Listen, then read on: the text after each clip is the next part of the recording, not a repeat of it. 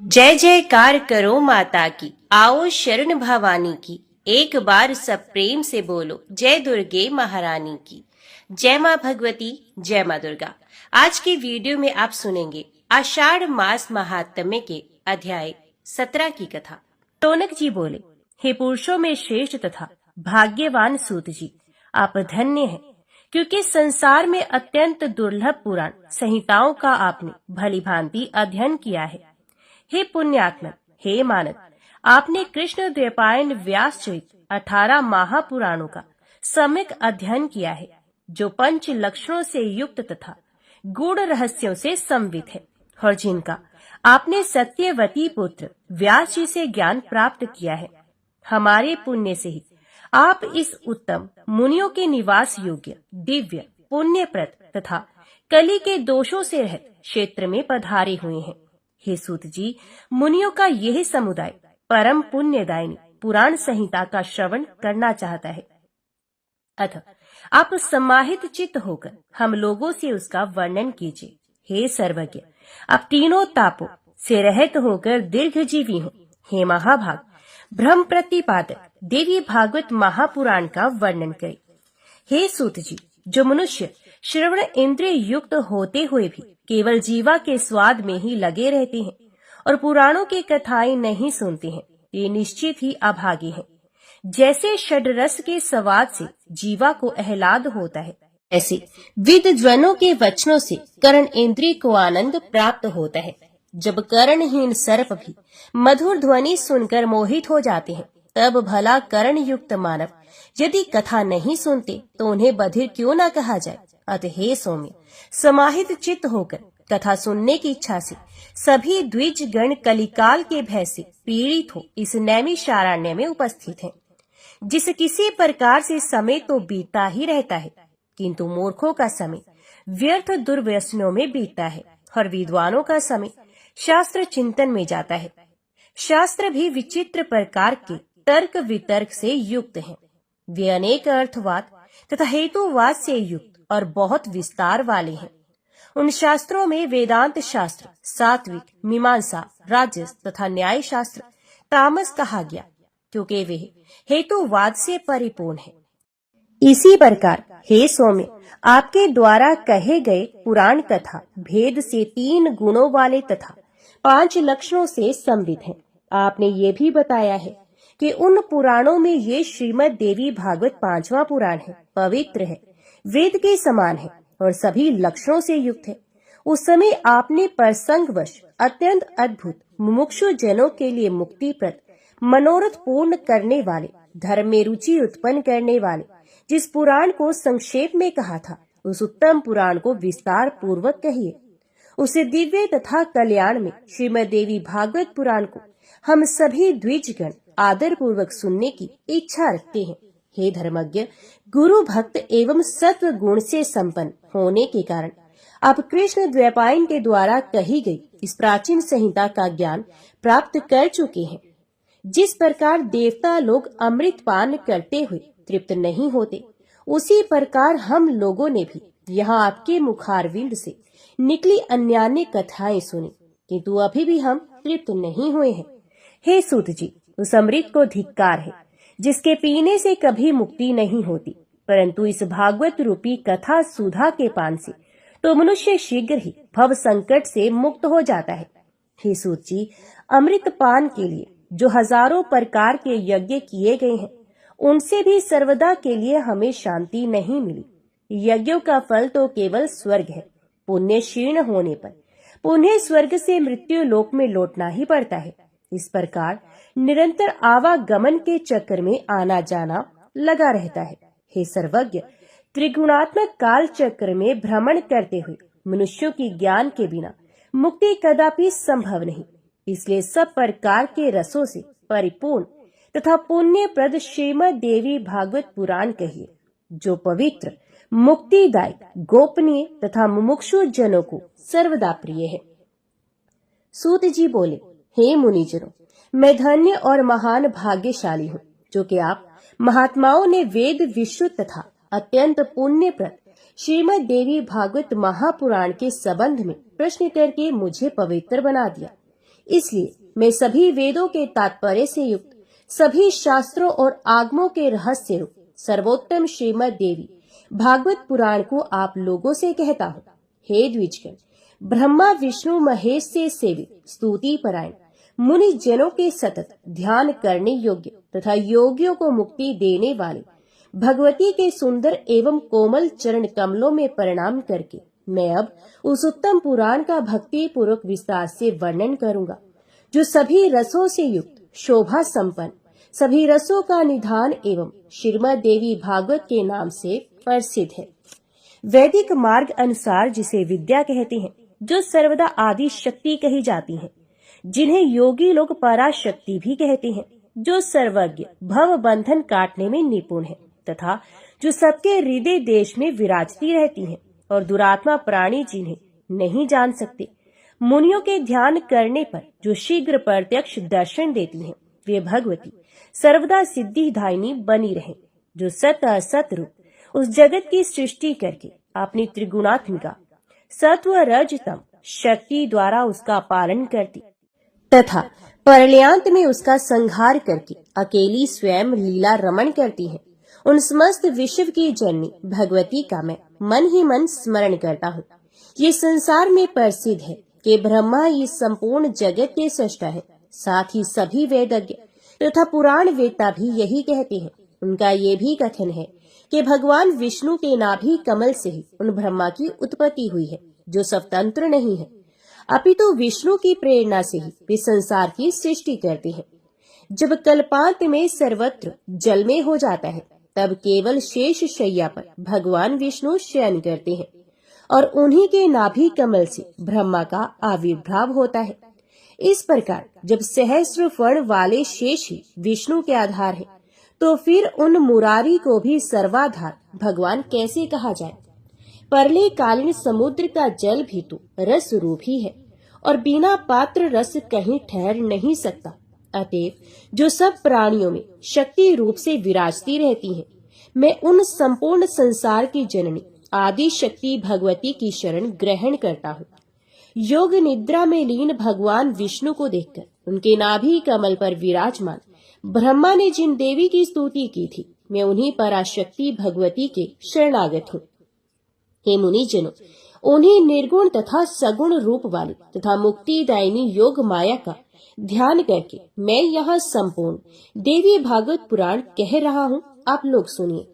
ये श्रीमद देवी भागवत नामक पुराण अत्यंत पवित्र एवं उत्तम है।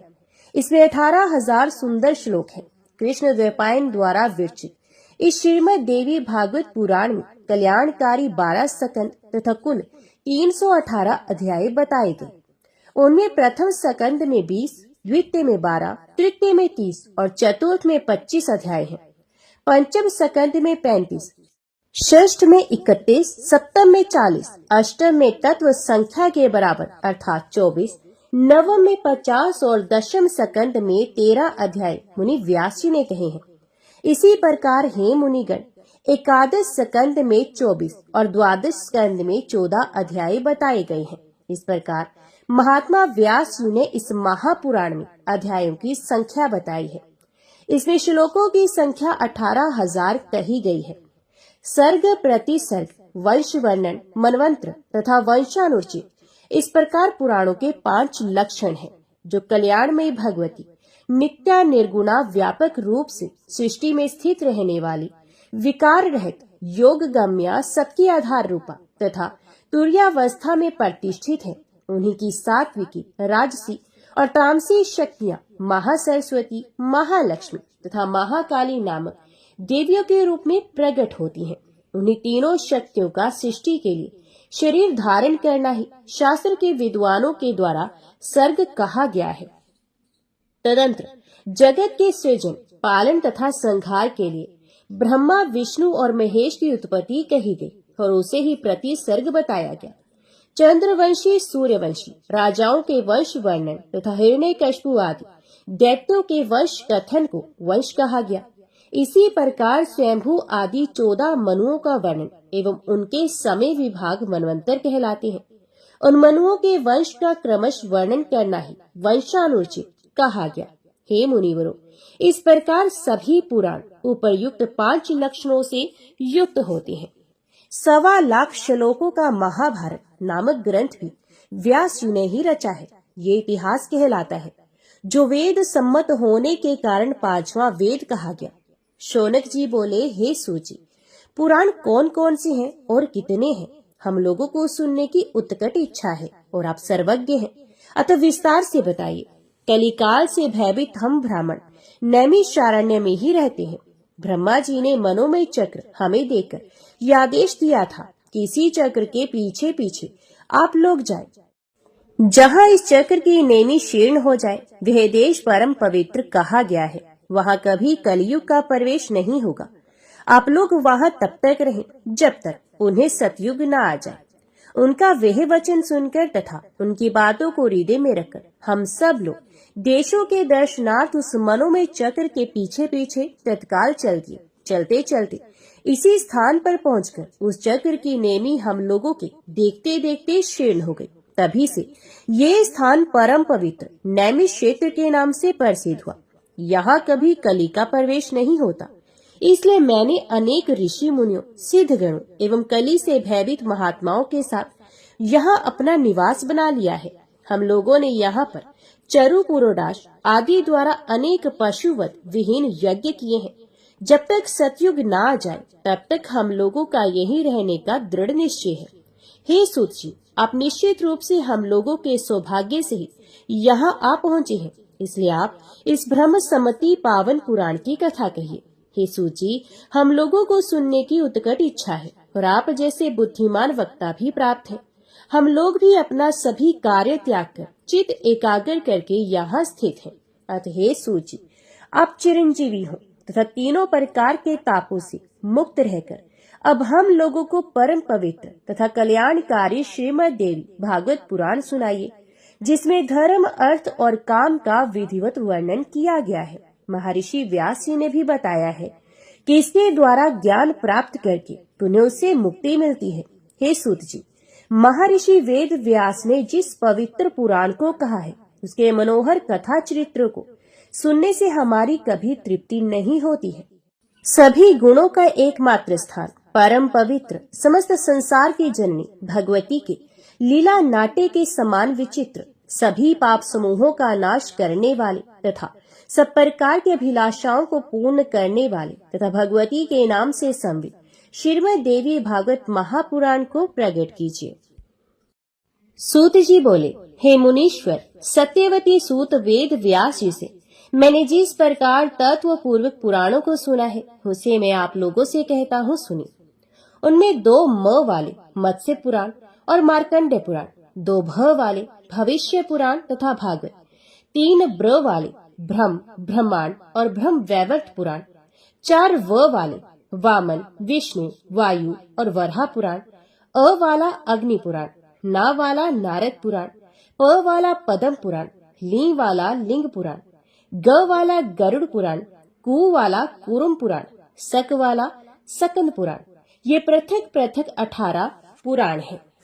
उनमें आदि के मत्स्य पुराण में 14,000, अत्यंत अद्भुत मार्कंडेय पुराण में 9,000 तथा भविष्य पुराण में 14,500 श्लोक संख्या तत्वदर्शी मुनियों ने बताई है। पवित्र भागवत पुराण में 18,000 और ब्रह्म पुराण में 10,000 श्लोक हैं। ब्रह्मांड पुराण में 12,100 तथा ब्रह्म वैवर्त पुराण में 18,000 श्लोक हैं। हे शौनक, वामन पुराण में 10,000 तथा वायु पुराण में 24,600 श्लोक हैं। उस परम विचित्र विष्णु पुराण में 23,000, वराह पुराण में 24,000, अग्नि पुराण में 16,000 तथा नारद पुराण में 25,000 श्लोक कहे गए हैं। विशाल पद्म पुराण में 55,000 और लिंग पुराण में 11,000 श्लोक हैं। इसी प्रकार साक्षात भगवान के द्वारा कहे गए गरुड़ पुराण में 19,000 तथा कूर्म पुराण में 17,000 श्लोक हैं। परम विचित्र सकंद पुराण में 81,000 श्लोक कहे गए हैं। हे पाप रहित मुनियों, इस प्रकार मैंने पुराणों तथा उनके श्लोकों की संख्या विस्तार पूर्वक बता दी।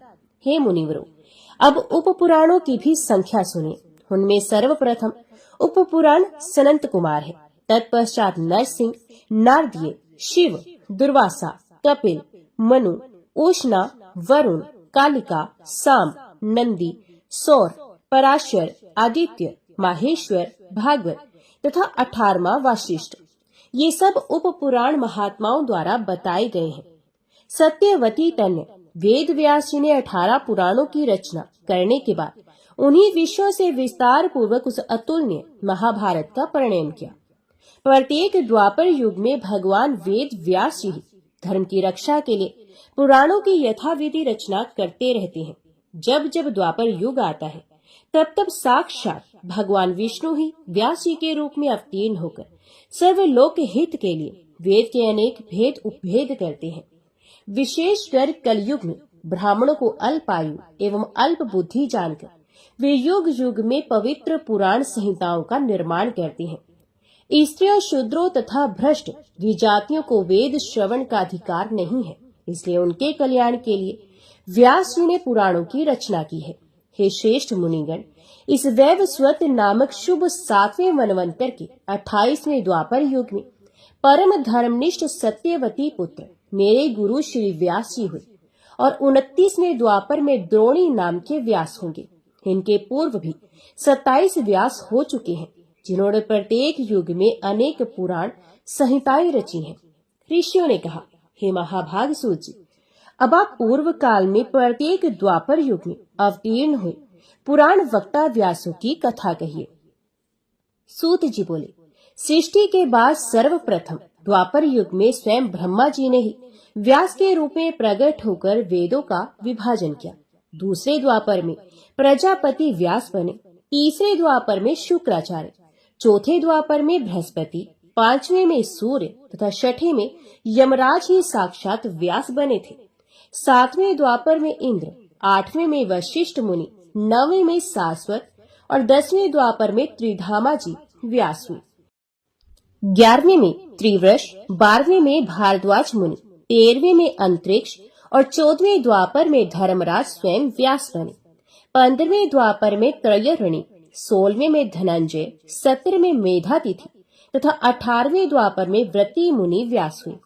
19वें में अत्रि, 20वें में गौतम और 21वें में द्वापर में हरितमा उत्तम नामक व्यास कहे गए।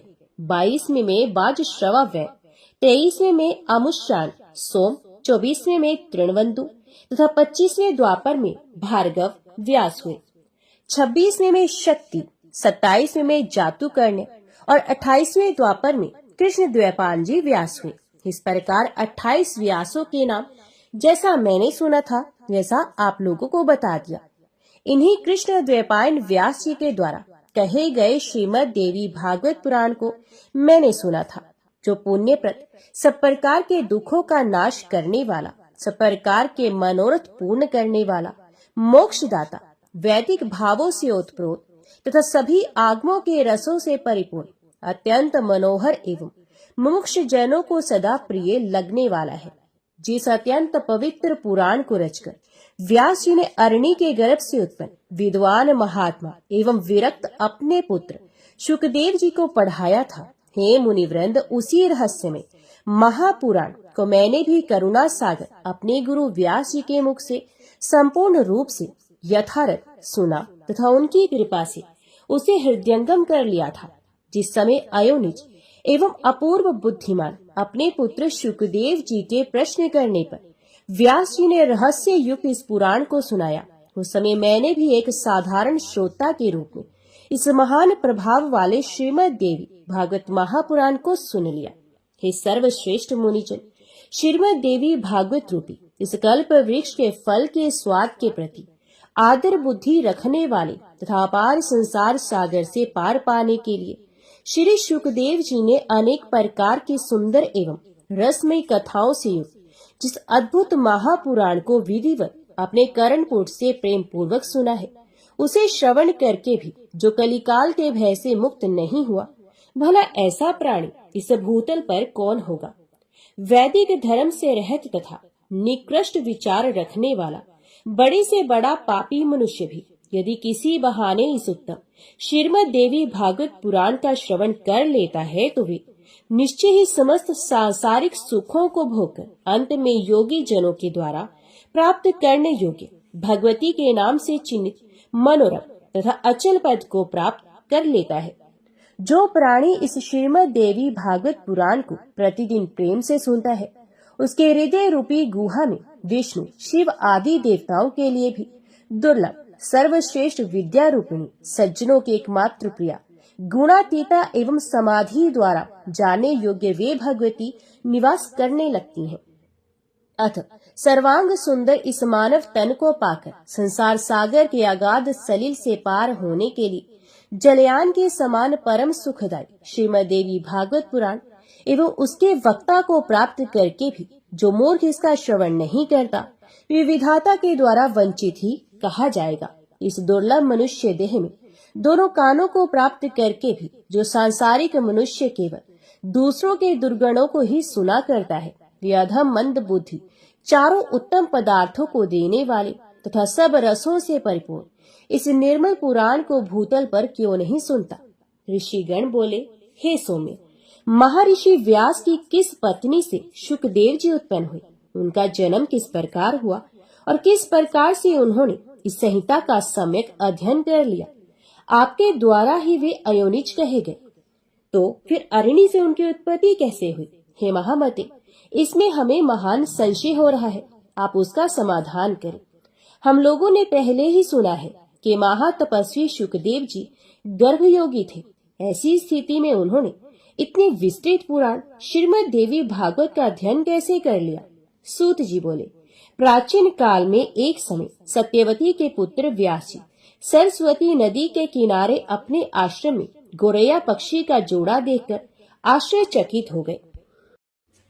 अंडे से तत्काल पैदा हुए लाल मुख वाले, सुंदर अंगों वाले एवं पंख रहते शिशु को घोंसले में ही छोड़कर वे दोनों उड़ गए और अत्यंत परिश्रम से चारा लाकर उस शिशु के चोंच में डालते हुए दोनों पक्षी अत्यंत आह्लाद युक्त होकर उस शिशु के अंगों को अपने अंगों से रगड़ते हुए प्रेम पूर्वक उसके सुंदर मुख को चूम रहे थे। व्यास जी उस शिशु में उन दोनों पक्षियों का ऐसा अद्भुत प्रेम देखकर चिंता में पड़ गए और मन ही मन सोचने लगे, यदि अपने पुत्र के प्रति पक्षियों में ऐसा प्रेम दिखाई दे रहा है, तो अपनी सेवा का फल चाहने वाले मनुष्यों में ऐसा प्रेम व्यवहार होने में आश्चर्य ही क्या। क्या ये दोनों पक्षी इसका सुख साधन स्वरूप विवाह करके स्वयं सुखी रहते हुए इसकी वधू का सुंदर मुख देख पाएंगे? क्या इनकी वृद्ध अवस्था में ये धर्मिष्ठ पुत्र पुण्य प्राप्ति के लिए इन दोनों की सेवा करेगा? धन आदि अर्जित करके क्या यह अपने माता पिता को संतुष्ट रखेगा? और इनकी मृत्यु के उपरांत क्या इनका विधि पूर्वक प्रेत कर्म करेगा? अथवा क्या गया तीर्थ जाकर यह बालक उनके श्राद्ध आदि कर्म करके उनका उद्धार करेगा तथा उनके परलोक साधन हेतु क्या ये विधि पूर्वक नीलोत्सृत नील वृषभ छोड़ने का कर्म करेगा? पुत्र के शरीर का आलिंगन और विशेष रूप से उसका लालन पालन इन संसार में सभी सुखों में उत्तम सुख कहा गया। पुत्र रहित मनुष्य की न तो सदगति होती है और न तो उसे स्वर्ग की प्राप्ति, अथवा परलोक साधन के लिए पुत्र से बढ़कर अन्य कोई उपाय नहीं। मनु आदि ऋषियों ने भी धर्म शास्त्रों में कहा है कि पुत्रवान मनुष्य स्वर्ग प्राप्त करता है और पुत्रहीन व्यक्ति को स्वर्ग प्राप्ति कभी नहीं होती।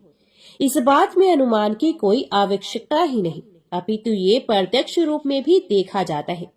साथ ही ये वेद स्मृति आदि का भी सनातन वचन है कि पुत्रवान मनुष्य पापों से मुक्त हो जाता है। रोग अवस्था में तथा मरण काल में भूमि शैया पर पड़ा हुआ संतानहीन प्राणी दुखित होकर अपने मन में विचार करता है कि मेरे घर में पर्याप्त धन है, अनेक प्रकार के पात्र हैं तथा मेरा ये भवन भी अत्यंत सुंदर है, किंतु अब इन सबका स्वामी कौन होगा? चूंकि मृत्यु काल में उस प्राणी का मन अति दुखी होकर भ्रमित होता रहता है, इसलिए उस भ्रांत मन वाले प्राणी की दुर्गति अवश्य ही होती है। इस प्रकार अनेकानेक चिंतन करके बार बार लंबी तथा गर्म सांसें लेकर सत्यवती पुत्र व्यास जी का मन अत्यंत खिन्न हो गया। इसके बाद मन में बहुत सोच विचार करके अंततः दृढ़ निश्चय करके वे तप के लिए मेरु पर्वत पर चले गए। उन्होंने मन में विचार किया कि मैं विष्णु, रुद्र, इंद्र, ब्रह्मा, सूर्य, गणेश, कार्तिकेय, अग्नि एवं वरुण, इन देवताओं में से किस देवता की आराधना करूं जो वर प्रदान करने में उदार तथा अभीष्ट फलों को देने वाला हो। इस प्रकार व्यास जी विचार कर ही रहे थे कि उसी समय संयोगवश मुनि श्रेष्ठ नारद जी हाथों में वीणा धारण किए वहां आ गए। उन्हें देखकर सत्यवती पुत्र व्यास जी अत्यंत प्रसन्न हुए और उन्होंने अर्घ्य तथा आसन प्रदान करके उन मुनि से कुशल क्षेम पूछा। कुशल प्रश्न सुन लेने के पश्चात मुनिवर नारद जी ने पूछा, हे द्वैपायन, आप किस कारण से चिंताग्रस्त हैं, मुझे बताएं। व्यास जी बोले, संतानहीन व्यक्ति की सद्गति नहीं होती और कभी भी उसके मन में सुख अनुभूति नहीं होती। इसी बात को लेकर मैं अत्यंत दुखित हूँ और बार बार यही सोचता रहता हूँ, मैं अभिलषित फल देने वाले किस देवता को अपनी तप साधना से प्रसन्न करूं। इसी चिंता में पड़ा हुआ हूँ। अब इसके समाधान हेतु आपकी शरण में हूँ। हे महर्षि, आप सबको जानने वाले हैं। हे कृपा सिंधु, आप मुझे शीघ्र ही बताएं, मैं किस देवता की शरण में जाऊं जो प्रसन्न होकर मुझे पुत्र प्रदान करे। सूत जी बोले, व्यास जी के द्वारा इस प्रकार पूछे जाने पर वेद वेदता तथा महामना महर्षि नारद अत्यंत प्रेम पूर्वक कृष्ण द्वैपायन से कहने लगे। नारद जी बोले, हे पराशर तनय, हे महाभाग, आपके द्वारा जो प्रश्न यहाँ मुझसे पूछा गया वैसा ही प्रश्न पूर्व काल में मेरे पिता ब्रह्मा जी ने मधुसूदन भगवान विष्णु से किया था। मेरे पिता ब्रह्मा जी कौस्तुभ मणि की प्रभा से दीप्तिमान शंख चक्र गदा और पद्म धारण करने वाले, पीत वस्त्र धारण करने वाले, 4 भुजाओं वाले, श्रीवत्स चिन्ह से विभूषित वक्षस्थल वाले, सभी लोकों के कारण स्वरूप देवादिदेव जगत गुरु जगदीश्वर वासुदेव देवेश जगतपति श्रीनाथ विष्णु को ध्यान में अवस्थित होकर कठोर तप करते देखकर अत्यंत विस्मय में पड़ गए और उन्होंने पूछा। ब्रह्मा जी बोले, हे देवादिदेव, हे जगन्नाथ, हे भूत भविष्य वर्तमान के स्वामी, आप किस लिए ये कठोर तपस्या कर रहे हैं? हे जनार्दन, आप किसके ध्यान में लीन हैं? हे देवेश, ये देखकर मैं परम विस्मय में पड़ गया हूँ कि समस्त विश्व का स्वामी होते हुए भी आप ऐसा ध्यान कर रहे हैं। भला इससे बढ़कर अन्य कौन सी विचित्र बात होगी? आपके नाभि कमल से प्रादुर्भूत होकर मैं संपूर्ण लोकों के कर्ता के रूप में अधिष्ठित हूँ। हे लक्ष्मीपति, आपसे भी श्रेष्ठतर कौन देवता है? उस देवता को मुझे बताइए। हे जगन्नाथ, मैं तो यही जानता हूँ कि आप आदि स्वरूप, सबके कारण, निर्माता, पालनकर्ता, संहारक तथा सभी कार्यों को संपादित करने वाले हैं। हे महाराज, आपकी इच्छा से ही मैं इस जगत के रचना कार्य में प्रवृत्त होता हूँ। सदा आपके ही आदेश से शंकर जी प्रलय अवस्था में जगत का संहार करते हैं। हे ईश्वर, आपकी आज्ञा से ही सूर्य आकाश में नियमित रूप से भ्रमण करता है। शुभ तथा अशुभ हवा चलती है, अग्नि ताप धारण करती है और मेघ वृष्टि करता है। आप किस देवता का ध्यान कर रहे हैं, ये मेरी महती शंका है। मैं तो तीनों लोकों में आपसे बढ़कर अन्य किसी देवता को नहीं जानता हूँ। हे सुव्रत, मैं आपका भक्त हूँ, अतः कृपा करके अपनी तपस्या का रहस्य बताइए, क्योंकि ये सर्वविदित है कि महान लोग अपने भक्तों से कुछ भी गोपनीय नहीं रखते हैं। ब्रह्मा जी का वचन सुनकर भगवान विष्णु उनसे बोले, हे ब्राह्मण, आपको अपने मन की बात बताता हूँ, आप उसे एकाग्रचित होकर सुनो। यद्यपि सभी देव, दानव और मानव यही जानते हैं कि आप जगत की रचना में जगत के पालन और शिवजी जगत के संहार के परम कारण है, तथापि वेद तत्वज्ञ विद्वान ये तर्क न करते हैं कि किसी शक्ति के द्वारा ही आप सृष्टि के करता है। मैं भरता हूँ और शंकर जी हरता है। जगत की रचना के लिए आप में राजसी शक्ति विद्यमान है, मुझ में सात्विकी शक्ति स्थित है तथा शिवजी में तामसी शक्ति बताई गई है। उस शक्ति के ना रहने पर आप ना तो सृष्टि रचना कर सकते हैं, न मैं पालन कार्य करने में समर्थ हो सकता हूँ और ना तो शंकर संहार कर सकते हैं। हे विभो, हम सभी निरंतर उसी शक्ति के अधीन रहते हैं। हे सुव्रत, अप्रत्यक्ष तथा परोक्ष से संबंधित दृष्टांत भी आप सुनिए। इसमें कोई संशय नहीं कि मैं परतंत्र होकर शेष शैया पर शयन करता हूँ और उसी शक्ति के अधीन होकर समय पर काल का वश व्रती होकर मैं शयन से उठता हूँ। उसी शक्ति का अवलंबन प्राप्त कर मैं सदा तप करता हूँ। मैं कभी लक्ष्मी के साथ सुख पूर्वक विहार करता हूँ और कभी दानवों के साथ अत्यंत भीषण, शरीर को चूर कर देने वाला तथा लोगों को भयभीत कर देने वाला युद्ध भी करता हूँ। हे धर्मज्ञ, आप ये तो प्रत्यक्ष जानते हैं कि पूर्व समय में मेरे द्वारा उस महासिंधु में 5000 वर्षों तक भीषण बाहु युद्ध किया गया था।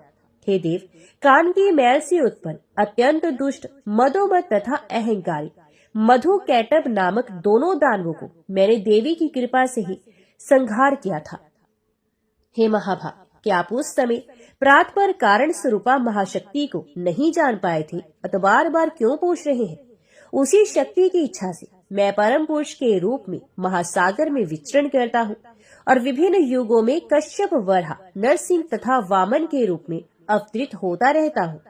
त्रियग योनि में उत्पन्न होना किसी के लिए भी प्रिय नहीं होता। मैं अपनी इच्छा से वामन, वराह आदि योनियों में उत्पन्न नहीं होता, अपितु इसमें उसी शक्ति की प्रेरणा ही परम कारण है। भला ऐसा कौन होगा जो लक्ष्मी के साथ सुखदायक विहार का त्याग करके मत्स्यादि नीच योनियों में जन्म लेगा? यदि मैं स्वतंत्र होता तो सुखदायिनी शैया को छोड़कर गरुड़ रूपी आसन पर बैठकर महाभयंकर युद्ध क्यों करता? हे अज, प्राचीन काल में एक बार आपके समक्ष ही धनुष की प्रत्यंचा टूट जाने के कारण मेरा सर छिन्न हो गया था। तब शिल्पकारों में श्रेष्ठ आपने फिर से मेरे धड़ पर घोड़े का सर जोड़ दिया था।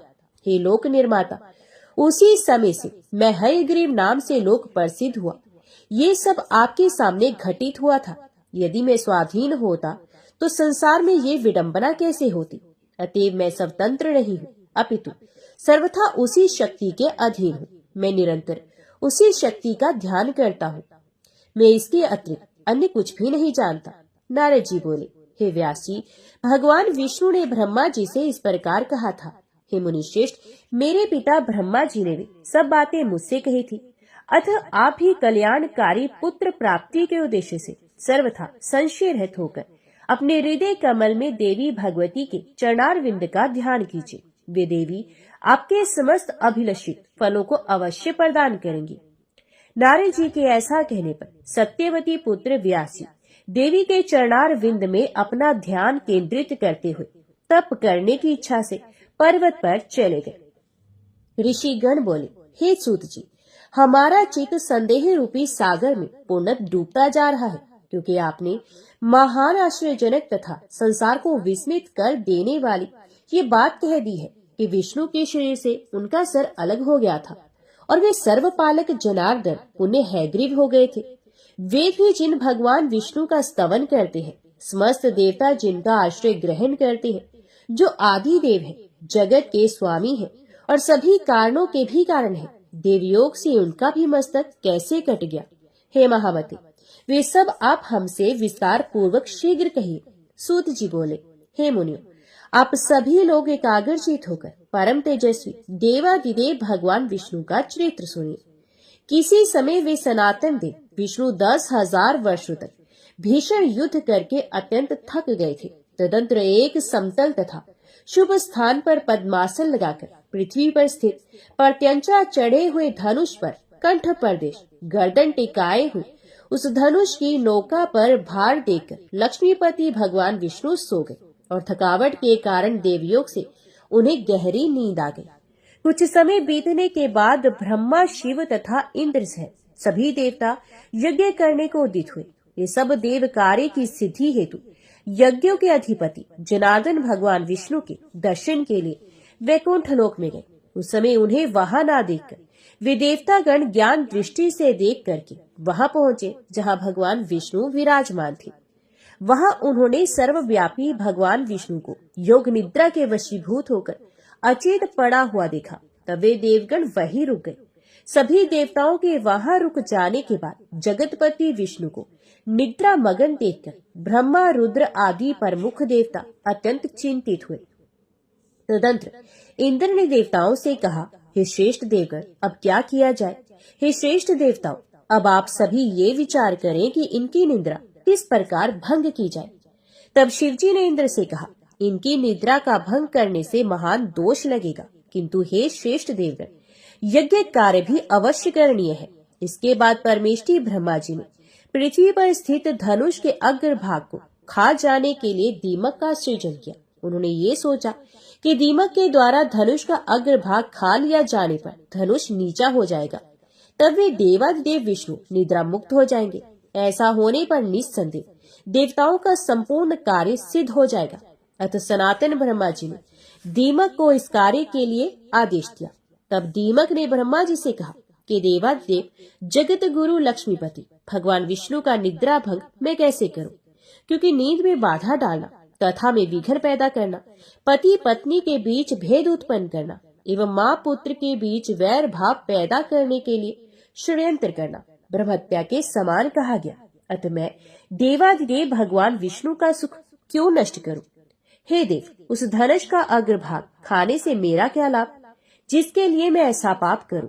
सर्वार्थ के वशीभूत होकर ही समस्त लोक पाप कार्य में परवर्त होता है, इसलिए मैं भी इसमें कोई सर्वार्थ सिद्धि होने पर ही इसका भक्षण करूंगा। ब्रह्मा जी बोले, सुनो, हम लोग यज्ञ में तुम्हारे भाग की व्यवस्था कर देंगे, इसलिए तुम अविलंब भगवान विष्णु को जगाकर हम लोगों का कार्य संपन्न कर दो। होम कार्य में आहुति प्रदान करते समय जो हव्य आस पास गिरेगा उसी को अपना भाग समझना, और अब तुम शीघ्रता पूर्वक हमारा कार्य करो। हे ऋषि, ब्रह्मा जी के इस प्रकार कहने के अनंतर दीमक ने धरातल पर स्थित धनुष का अग्रभाग शीघ्र ही खा लिया, जिससे धनुष की डोरी मुक्त हो गई। प्रत्यंचा के खुल जाने पर धनुष का वह ऊपरी कोना मुक्त हो गया। इस प्रकार एक भीषण ध्वनि पैदा हुई, जिससे वहां सभी देवगण भयभीत हो गए। ब्रह्मांड शुद्ध हो गया, पृथ्वी में कंपन होने लगा, सभी समुद्र उद्विग्न हो गए, जलचर जंतु व्याकुल हो गए, प्रचंड हवाएं प्रवाहित होने लगी, पर्वत प्रकंपित हो उठे। किसी दारुण आपदा के सूचक उल्कापात आदि महान उपद्रव होने लगे, सूर्य तिरोहित हो गए तथा सभी दिशाएं अत्यंत भयाव्य हो गई। ये सब देखकर देवता लोग चिंतित होकर सोचने लगे, इस दुर्दिन में अब क्या होगा। हे तपस्वियों, हे देवतागण, वे सोच ही रहे थे कि किरीट कुंडल सहित देवाधिदेव भगवान विष्णु का सर कटकर कहीं चला गया। कुछ समय के पश्चात उस घोर अंधकार के शांत हो जाने पर ब्रह्मा और शंकर ने भगवान विष्णु का मस्तक विहीन विलक्षण शरीर देखा। भगवान विष्णु का सर्वहीन धड़ देखकर वे श्रेष्ठ देवता अत्यंत विस्मित हुए और चिंता सागर में निमग्न होकर शोकाकुल हो इस प्रकार विलाप करने लगे। हे नाथ, हे प्रभु, ये कैसी विचित्र अलौकिक घटना हो गई। हे देवादिदेव, हे सनातन, हम सभी देवताओं के लिए ये तो विनाशकारी बात है। ये किस देवता की माया है जिसके द्वारा आपके सर का हरण कर लिया गया? आप तो सर्वथा अछेद्य, अभेद्य और अदाह्य है।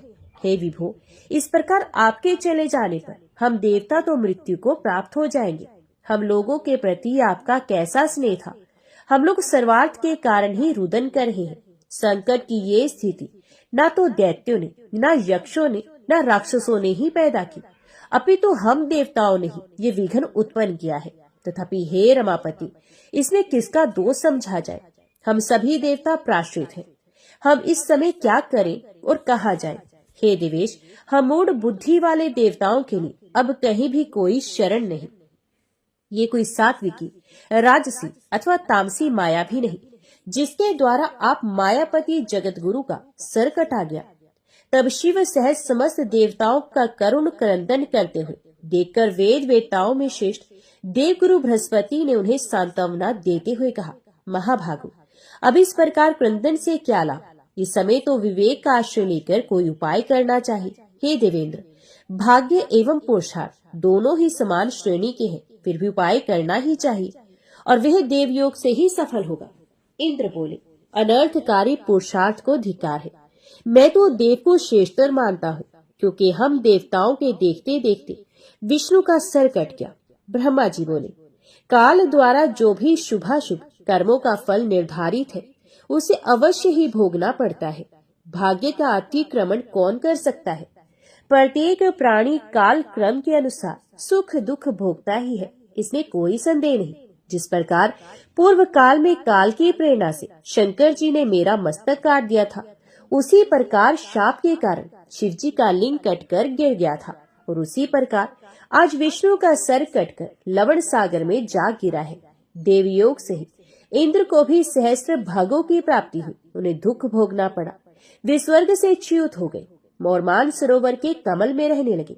इस संसार में जब इन महाभाग देवताओं को भी दुख का भोग करने के लिए विवश होना पड़ा है, तो फिर दुख भोगने से भला कौन वंचित रह सकता है। अतएव आप लोग शोक का परित्याग कर दे और उन महामाया विद्या रूपा सनातनी ब्रह्म विद्या तथा जगत को धारण करने वाली देवी का ध्यान कीजिए, जिनके द्वारा ये चराचर संपूर्ण त्रिलोक व्याप्त है। वे निर्गुणा परा प्रकृति हम लोगों का समस्त कार्य सिद्ध कर देंगी। हे मुनि, देवताओं से इस प्रकार कहकर ब्रह्मा जी ने कार्य की सिद्धि की कामना से अपने सम्मुख सशरीर विद्यमान वेदों को आदेश दिया। उन्होंने कहा, आप लोग समस्त कार्यों को सिद्ध करने वाली पराम्बा ब्रह्म विद्या सनातनी तथा निगुण अंगों वाली महामाया का स्तवन कीजिए। उनका ये वचन सुनकर समस्त सुंदर अंगों वाले वेद जगत के आधार स्वरूपा तथा ज्ञान गम्या उन महामाया की स्तुति करने लगे। वेदों ने कहा, हे देवी, हे महामाया, हे विश्व उत्पन्न करणी, हे शिवे, हे निर्गुणे, हे सर्वभूतेशी, हे शिव कामार्थ प्रदायिनी माता, आपको नमस्कार है। आप सभी प्राणियों को आश्रय देने के लिए पृथ्वी स्वरूपा है तथा प्राणधारियों की प्राण भी है। बुद्धि, श्री, कांति, क्षमा, शांति, श्रद्धा, मेधा, धृति एवं स्मृति सब कुछ आप ही है। ओंकार में अर्ध मात्रा के रूप में आप ही विराजमान है। आप गायत्री, आप भू भू स्वहा आदि व्याहृत, जया, विजया, धात्री, लज्जा, कीर्ति, सप्रहा एवं दया सब कुछ है। हे अम्बा, आप तीनों लोकों के रचना तंत्र में दक्ष, करुण रस से युक्त, सभी प्राणियों की माँ, विद्या कल्याणी, सभी प्राणियों की हित साधिका, सर्वश्रेष्ठ वाग बीज मंत्र में वास करने में निपुण, संसार का क्लेश दूर करने वाली है। आपकी हम स्तुति करते हैं। ब्रह्मा, शंकर, विष्णु, इंद्र, सरस्वती, अग्नि, सूर्य तथा सभी भुवनों के स्वामी आपके द्वारा ही निर्मित किए गए हैं, अतः उनकी अपनी कोई विशेषता नहीं। आप ही सभी चराचर जगत की माता है। हे जननी, जब आप जगत की रचना की कामना करती है, तब आप सर्वप्रथम ब्रह्मा, विष्णु, महेश इन प्रमुख देवों का सृजन करती है। उन्हीं के माध्यम से एकमात्र आप ही जगत का सृजन, पालन एवं संहार कार्य पूर्ण कराती है। हे देवी, आप में संसार का लेश मात्र भी नहीं रहता। हे देवी, संपूर्ण संसार में ऐसा कोई भी निपुण प्राणी नहीं है जो आपके रूप को जान सके, और ना तो ऐसा कोई योग्य मनुष्य है जो आपके नामों की संख्या की गणना करने में समर्थ हो, जो थोड़े से जल का संतरण करने में असमर्थ हो। वे बुद्धि संपन्न मनुष्य भला महासागर को पार करने में कुशल कैसे होगा। हे भगवती, आपके अंतहीन वैभव को जान सकने में देवताओं में कोई भी समर्थ नहीं। एकमात्र आप समस्त विश्व की माता है। आप अकेले ही इस संपूर्ण मिथ्या जगत की रचना कैसे करती है। हे देवी, एकमात्र वेद वाक्य ही आपकी सृष्टि कार्य की प्रामाणिकता सिद्ध करती है। हे भगवती, समग्र जगत की परम कारण स्वरूपा होती हुई भी आप इच्छा रहते हैं। अहो, आपका अद्भुत चित्र हमारे मन को विस्मित कर देता है। समस्त वेदों से भी अगया आपके गुणों एवं प्रभावों का वर्णन हम लोग भला किस प्रकार कर सकते हैं, क्योंकि स्वयं आप भी अपने परम तत्व को नहीं जानती। हे जननी, क्या आप भगवान विष्णु के शिरोछेदन की घटना नहीं जानती है। हे शिवे, अथवा क्या ये जानकर भी आप मधुजित विष्णु की शक्ति की परीक्षा करना चाहती हैं। हे माता, अथवा क्या ये विष्णु के महान पाप समूह का फल है। किंतु आपके चरण कमलों का भजन करने में निपुण प्राणी से तो पाप हो ही नहीं सकता। हे माता, आप इस देव समूह की भारी उपेक्षा क्यों कर रही है। भगवान विष्णु के मस्तक कटने की घटना हमारे लिए अत्यंत आश्चर्यजनक तथा महान कष्टदायक बात है। हे माता, आप जनन रूपी दुख का नाश करने में कुशल है। अब हम ये नहीं जान पा रहे कि विष्णु के सर संयोजन में विलंब क्यों हो रहा है। हे देवी, सभी देवताओं के देव अभिमानी रूप दोष को अपने मन में समझकर आपने ही ऐसा किया, अथवा देवजन्य दुष्कृत्य को विष्णु में स्थापित किया, अथवा विष्णु को संग्राम विजय करने का अहंकार हो गया, जिसे अतिशीघ्र दूर करने के लिए आपने ये लीला रची। हे माता, हम आपके मनोभावों को समझने में पूर्णता असमर्थ है। हे भगवती, अथवा युद्ध में पराभूत किए गए दैत्यों ने किसी मनोहर तीर्थ में घोर तपस्या करके आपसे वरदान प्राप्त किया है, जो विष्णु के सर कटने का कारण बना। हे भवानी, अथवा विष्णु को सिर विहीन रूप में देखने के लिए आप इस समय कोई विनोद कर रही हैं। हे आदेश शक्ति, आप सिंधु सुता लक्ष्मी पर किसी कारण से आक्रोशित तो नहीं। आप उन्हें स्वामी विहीन किस लिए देखना चाह रही हैं? आप अपने ही अंश से प्रादुर्भूत लक्ष्मी का अपराध क्षमा करें और भगवान विष्णु को जीवन दान देकर रमा को प्रसन्न कर दे। जगत के समस्त कार्यों को संपादित करने में प्रमुख भूमिका वाले अतिशय प्रभावशाली ये देवता आपको निरंतर नमस्कार करते हैं। हे देवी, सर्वलोक अधिपति विष्णु को जीवित करके आप देवताओं को शोक सागर से पार कीजिए। हे अम्बा, भगवान विष्णु का सर छिन्न होकर कहाँ चला गया ये हम नहीं जानते, और इस समय इन्हें जीवित करने के लिए अन्य कोई युक्ति भी नहीं सूझ रही। हे देवी, मृत प्राणी को जीवित करने में जिस प्रकार अमृत समर्थ है, उसी प्रकार समग्र संसार की आप जीवन दात्री है। हे मुनियों, इस प्रकार सामगान निपुण संवेदों द्वारा स्तुति किए जाने पर गुणातीता महेश्वरी परात्परा महामाया भगवती प्रसन्न हो गई। उसी समय देवताओं को सुख प्रदान करने वाले शब्दों से युक्त और भक्त जनों को आनंदित करने वाली आकाश स्थित अश्विनी शुभ वाणी ने उनसे कहा, हे देवताओं, आप लोग किसी प्रकार की चिंता न करें और स्वच्छित रहे। हे अमरगण, इन वेदों के भावपूर्ण स्तवन से मैं परम प्रसन्न हो गई हूँ। इसमें लेश मात्र भी संदेह नहीं। मनुष्य लोक में जो प्राणी इस स्तुति से मेरी आराधना करेगा अथवा भक्ति पूर्वक इसका पाठ करेगा, उसकी समस्त कामनाएं पूर्ण हो जाएंगी। जो मनुष्य त्रिकाल मेरी स्तुति को नित्य भक्ति पूर्वक सुनेगा, वे सभी दुखों से विमुक्त होकर परम सुखी हो जाएगा। वेदों द्वारा उच्चारित किए जाने के कारण ये स्तुति वेदों के समान ही है। हे देवों, अब आप विष्णु के शिरोच्छेद का कारण सुनिए, क्योंकि इस लोक में बिना कारण कोई कार्य कैसे हो सकता है। एक बार अपने समीप बैठी हुई अपने प्रियतमा सागर पुत्री लक्ष्मी का चित आकर्षक मुख देखकर भगवान विष्णु हंस पड़े। उन्होंने सोचा कि भगवान विष्णु मुझे देखकर क्यों हंस पड़े। मेरे मुख में विष्णु जी द्वारा दोष देखे जाने का आखिर क्या कारण हो सकता है, और फिर बिना किसी कारण के उनका हंसना संभव नहीं हो सकता। मुझे तो ऐसा प्रतीत होता है कि उन्होंने किसी अन्य सुंदर स्त्री को मेरी सौत बना लिया है।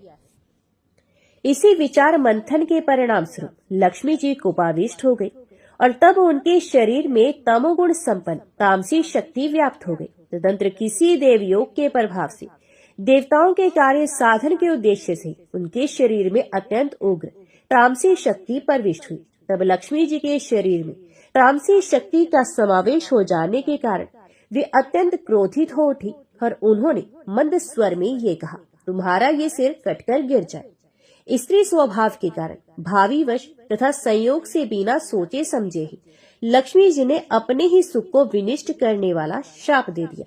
सोत के व्यवहार आदि से उत्पन्न होने वाला दुख वैधव्य से भी बढ़कर होता है। मन में ऐसा सोचकर तथा शरीर पर तामसी शक्ति का प्रभाव रहने के कारण उन्होंने ऐसा कह दिया था, मिथ्याचरण, साहस, माया, मूर्खता, अतिलोभ, अपवित्रता तथा दयाहीनता ये स्त्रियों के स्वाभाविक दोष है। अब मैं उन वासुदेव को पूर्व की भांति सिर युक्त कर देती हूँ। इनका सिर पूर्व शाप के कारण लवण सागर में डूब गया है। ये श्रेष्ठ देवताओं, इस घटना के होने में एक अन्य भी कारण है। आप लोगों का महान कार्य अवश्य सिद्ध होगा, इसमें कोई संदेह नहीं। प्राचीन काल में महाबाहु एवं अति प्रसिद्ध हयग्रीव नाम वाला एक दानव था, जो सरस्वती नदी के तट पर बहुत कठोर तप करने लगा। वे दैत्य आहार का त्याग कर समस्त इंद्रियों को वश में करके तथा सभी प्रकार के भोग से दूर रहते हुए मेरे माया बीज मंत्र का जप करता था।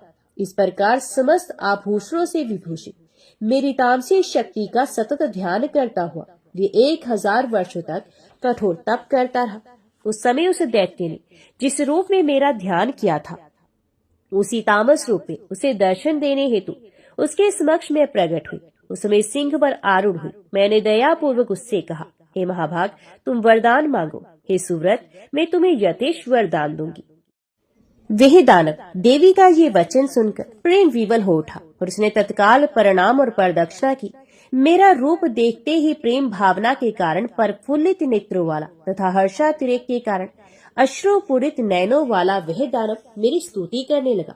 हयग्रीव बोला, हे महामाये, हे जगत का सृजन पालन संहार करने वाले, हे भक्तों पर कृपा करने में निपुण, हे सकल कामन प्रदायिनी, हे मोक्षदायिनी, हे शिवे, आप देवी को नमस्कार है। पृथ्वी, जल, तेज, वायु एवं आकाश, इन 5 महाभूतों का कारण आप ही है तथा गंध, रस, रूप, स्पर्श एवं शब्द, इन तत्वों का कारण भी आप ही है। हे महेश्वरी, नासिका, जीवा, नेत्र, त्वचा, कान, ये ज्ञानेन्द्रियां तथा हाथ, पैर, वाक, लिंग, गुदा, ये कर्मेंद्रिय आपसे ही उत्पन्न है। देवी बोली, तुम्हारा क्या अभीष्ट है? जो कुछ भी तुम्हारा अभिलषित वर हो मांग लो, मैं उसे अवश्य पूर्ण करूंगी, क्योंकि मैं तुम्हारी अनन्य भक्ति तथा अद्भुत तपस्या से अतिशय प्रसन्न हूँ। हयग्रीव बोला, हे माता, अब मुझे वैसा वरदान दे जिससे मेरी मृत्यु कभी न हो और देव दानवों द्वारा अपराजय रहता हुआ मैं सदा के लिए अमर योगी हो जाऊं। देवी बोली, जन्म लेने वाले की मृत्यु निश्चित है और मरने वाले का जन्म भी निश्चित है। लोक में स्थापित इस प्रकार की मर्यादा का उल्लंघन कैसे संभव है? अतएव हे दानव श्रेष्ठ, मृत्यु को अवश्यंभावी जानकर अपने मन में सम्यक विचार करके तुम अन्य वर मांग सकते हो। हयग्रीव बोला, हे जगदम्बे, मेरी मृत्यु हयग्रीव से ही हो, अन्य किसी से नहीं। मेरी इसी मनोवांछित कामना को आप पूर्ण करें। देवी बोली, हे महाभाग, अपने घर जाकर अब तुम सुख पूर्वक राज्य करो। हयग्रीव के अतिरिक्त अन्य किसी से भी तुम्हारी कदापि मृत्यु नहीं होगी। उस दैत्य को ये वरदान देकर मैं अंतर्ध्यान हो गई और वे भी परम प्रसन्न होकर अपने घर चला गया। ये दुष्ट आत्मा इस समय मुनि जनों तथा वेदों को हर प्रकार से पीड़ित कर रहा है और तीनों लोकों में कोई भी ऐसा नहीं जो उसका संहार कर सके। अतः त्वष्टा इस अश्व का मनोहर सर अलग करके उसे इन सिर विहीन विष्णु के धड़ पर संयोजित कर देंगे। तत्पश्चात देवताओं के कल्याण के लिए भगवान हयग्रीव उस पाप आत्मा, अत्यंत क्रूर तथा दानवीय स्वभाव वाले महाअसुर हयग्रीव का संहार करेंगे। देवताओं से इस प्रकार कहकर भगवती शांत हो गई और इसके बाद देवगण परम संतुष्ट होकर देवशिल्पी विश्वकर्मा से बोले। देवताओं ने कहा, अब विष्णु के धड़ पर घोड़े का सर जोड़कर देवताओं का कार्य कीजिए।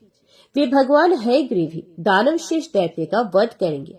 देवताओं का ये वचन सुनकर विश्वकर्मा ने अति शीघ्रतापूर्वक अपने खड़ग से देवताओं के सामने ही घोड़े का सर काटा।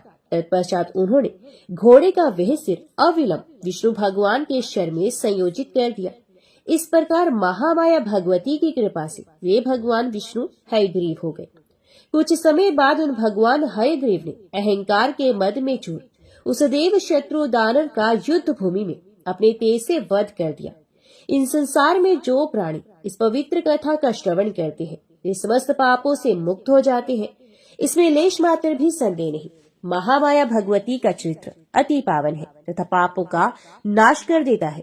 इस चरित्र का पाठ तथा श्रवण करने वाले प्राणियों को सभी प्रकार की संपदाएं अनायास ही प्राप्त हो जाती है। तो सब प्रेम से बोलो, आदि शक्ति महामाया जगदम्बा भवानी की जय।